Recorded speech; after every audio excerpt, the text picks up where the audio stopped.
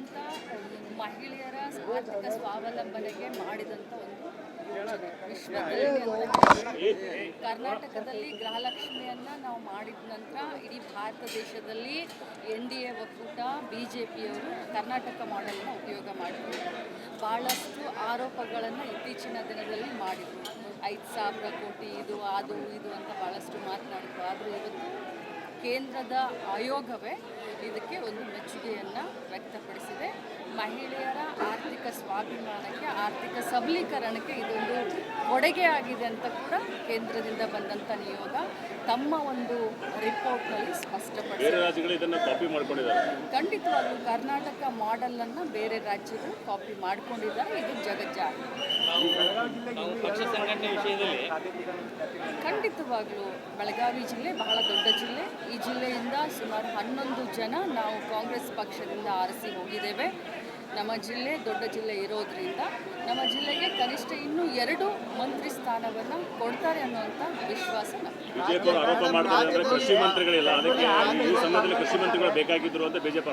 ಬಿಜೆಪಿಯವರ ಆರೋಪಕ್ಕೆ ಮೊದಲು ಯಡಿಯೂರಪ್ಪನವರು ಒಬ್ಬರೇ ಮುಖ್ಯಮಂತ್ರಿ ಆಗಿದ್ರು. ಎಷ್ಟು ದಿನ ಒಬ್ಬಂಟಿಯಾಗಿ ಅಟ್ಲೀಸ್ಟ್ ಈಗ 13 ಜನ ಮಂತ್ರಿಗಳ ಜೊತೆಯಲ್ಲಿ ಕೆಲಸ ಮಾಡ್ತಾ ಇದ್ದಾರೆ. BJPಯವರು ಇನ್ನು ಮರೆತು ಬಿಡಿ, ನೀವು ಹಗಲು ಕನಸು ಕಾಣೋದನ್ನು. ಇಷ್ಟೇ ಹೇಳಲಿಕ್ಕೆ ಬಯಸ್ತೇನೆ, ಇದು DK ಶಿವಕುಮಾರ್ ಅವರ ಸರ್ಕಾರ ಸಂಘಟನೆಗೆ, ಸರ್ಕಾರಕ್ಕೆ ಪ್ರಾಮುಖ್ಯತೆಯನ್ನು ಕೊಡುವಂಥ, ಜನರ ಭಾವನೆಗಳಿಗೆ ಸ್ಪಂದಿಸಿ ಕೆಲಸವನ್ನು ಮಾಡುವಂಥ ಸರ್ಕಾರ ಇದೆ. ನೀವು ಬರೀ ಇದೇ ರೀತಿ ವಿರೋಧ ಪಕ್ಷದಲ್ಲಿ ಕೂತ್ಕೊಂಡು ಆರೋಪ ಮಾಡಿ ಇನ್ನು ಮುಂದೆ ಅಂತ ಹೇಳಲಿಕ್ಕೆ ಬಯಸ್ತೇನೆ. ನಿರೀಕ್ಷೆ ಉತ್ತರ ಕರ್ನಾಟಕದ ಅಭಿವೃದ್ಧಿ ಇರ್ಬೋದು.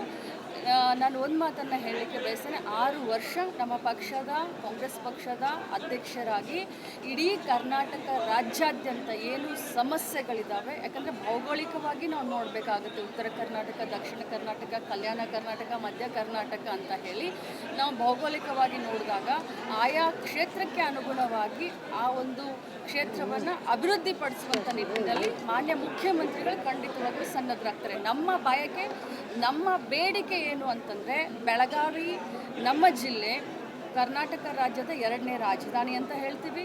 ಸುವರ್ಣ ಸೌಧ ಕೂಡ ಇಲ್ಲಿ ಇದೆ. ಹವಾಮಾನವಾಗಿ ನಾವು ನೋಡಬೇಕು ಅಂತಂದರೆ ಉದ್ಯಮಗಳಿಗೆ ಬಹಳಷ್ಟು ಅತ್ಯುತ್ತಮವಾದಂಥ ವಾತಾವರಣ ಇಲ್ಲಿ ಇದೆ. ಇದು ಬಾಂಬೆಗೂ ಹತ್ತಿರ ಇದೆ, ಗೋವಾಗೂ ಹತ್ತಿರ ಇದೆ. ಸೊ ಹೀಗಾಗಿ ಇಂಡಸ್ಟ್ರಿಯಲ್ಗಳು ಬಹಳಷ್ಟು ಈ ಕಡೆ ಬರಬೇಕು, ಜಾಬ್ ಕ್ರಿಯೇಷನ್ ನಮ್ಮ ಜಿಲ್ಲೆಯಲ್ಲಿ ಆಗಬೇಕು ಅನ್ನೋದು ನನ್ನ ದೊಡ್ಡ ಬಯಕೆ, ನಮ್ಮ ಜನರ ದೊಡ್ಡ ಬಯಕೆ. ಅದನ್ನು ನಾವು ಮಾನ್ಯ ಮುಖ್ಯಮಂತ್ರಿಗಳ ಹತ್ರ ಕೈಗಾರಿಕಾ ಪ್ರದೇಶಗಳಿಗೆ ಭೂಮಿ ಇಲ್ಲ ಅಂತೇಳಿ ಯಾವುದು ಬರ್ತಾ ಇಲ್ಲ ಅಂತೇಳಿ ಅದಕ್ಕೆ ಸರ್ಕಾರದಿಂದ ಭೂಮಿ ಒದಗಿಸುವ ಕೆಲಸ ಖಂಡಿತವಾಗ್ಲೂ ಅದನ್ನು ನಾವು ಈಗ ಮಾಡಬೇಕಾಗಿದೆ. ಯಾಕಂತಂದರೆ ಕೈಗಾರಿಕೆಗಳು ಬೆಳಿಬೇಕು. ನಮ್ಮ ದೇಶ, ನಮ್ಮ ಭಾರತ ದೇಶ ರೈತರ ದೇಶ. ರೈತರಿಗೂ ಅನುಕೂಲ ಆಗಬೇಕು, ಉದ್ಯಮಗಳು ಕೂಡ ಬೆಳಿಬೇಕು, ಮಕ್ಕಳಿಗೆ ಕೆಲಸ ಕೂಡ ಔದ್ಯೋಗಿಕವಾಗಿ ಕೂಡ ಬೆಳಿಬೇಕು. ಸೊ ಇಂಥ ಒಂದು ಸಂದರ್ಭದಲ್ಲಿ ರೈತರು ಕೂಡ ಮನಸ್ಸು ಮಾಡಬೇಕು, ಸರ್ಕಾರನೂ ಮನಸ್ಸು ಮಾಡಬೇಕು. ಕೈ ಜೋಡಿಸಿದಾಗಲೇ ಅಭಿವೃದ್ಧಿ ಆಗುತ್ತೆ. ಬೆಳಗಾವಿನಲ್ಲಿ ನಮಗೆ ಇಂಡಸ್ಟ್ರಿಯಲನ್ನು ಬೆಳೆಸಲಿಕ್ಕೆ ಜಾಗ ಸಿಗ್ತಾ ಇಲ್ಲ, ದಟ್ ಈಸ್ ಟ್ರೂ.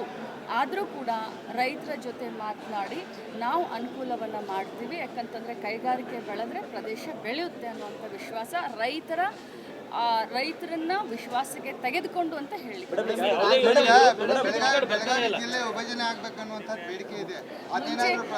ಮುಂಚೆಯಿಂದನೂ ಕೂಡ ನಾನು ತಮ್ಮ ಎದುರುಗಡೆ ಹೇಳಿದ್ದೇನೆ, ಬಹಳ ದೊಡ್ಡ ಜಿಲ್ಲೆ ನಮ್ಮ ಬೆಳಗಾವಿ ಜಿಲ್ಲೆ. ಬಟ್ ಈಗ ಅದು ಅಪ್ರಸ್ತುತ. ಪ್ರಥಮ ಬಾರಿಗೆ ಅವರು ಬರ್ತಾ ಇದ್ದಾರೆ. ಮುಂದಿನ ದಿನದಲ್ಲಿ ಖಂಡಿತವಾಗ್ಲೂ ಇದರ ಬಗ್ಗೆ ಗೃಹಲಕ್ಷ್ಮಿಯನ್ನ ಬಹಳ ಅಚ್ಚುಕಟ್ಟಾಗಿ ನಿಭಾಯಿಸಿದ್ದೀರಿ. ಆದರೆ ಕೊನೆ ಹಂತದಲ್ಲಿ ಎಲ್ಲೋ ಒಂದು ಕಡೆ ನಿಮ್ಮ ಹೆಸರನ್ನ ಕೆಡಿಸುವಂತ ಯತ್ನ ನಡೀತಾ ಇಲ್ಲ. ಇದು ವಿರೋಧ ಪಕ್ಷದವರು ಆರೋಪವನ್ನು ಮಾಡ್ತಾರೆ, ಏನು ತೊಂದರೆ ಏನಿಲ್ಲ. ಆದರೆ ಸತ್ಯಾಸತ್ಯತೆ ಏನನ್ನೋದು ಅವ್ರಿಗೂ ಕೂಡ ಗೊತ್ತಿದೆ. ಮಸ್ರಲ್ಲಿ ಕಲ್ಲನ್ನು ಹುಡುಕುವಂಥ ಪ್ರಯತ್ನ ಅದು CM ಅವರು ಬರ್ತಾರೆ, ತಾವು ಅದನ್ನ ಪ್ರಶ್ನೆ ಮಾಡಿ. If you like this video ಬೇಗ ಲೈಕ್ ಮಾಡಿ, ಕಾಮೆಂಟ್ ಮಾಡಿ, ಶೇರ್ ಮಾಡಿ ಹಾಗೂ ಯೋಯೋ ಟಿವಿ ಕನ್ನಡವನ್ನು ಸಬ್ಸ್ಕ್ರೈಬ್ ಮಾಡಿ.